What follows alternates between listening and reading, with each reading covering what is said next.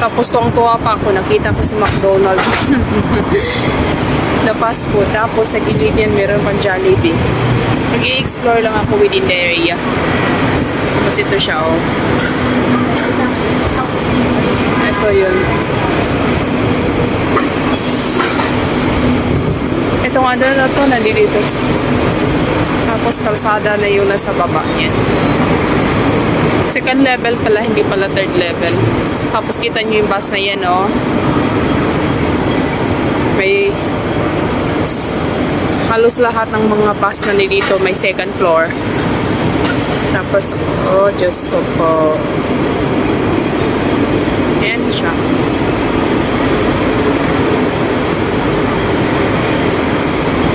Ayan na siya. Oh. This is Hong Kong. Ayan, oh.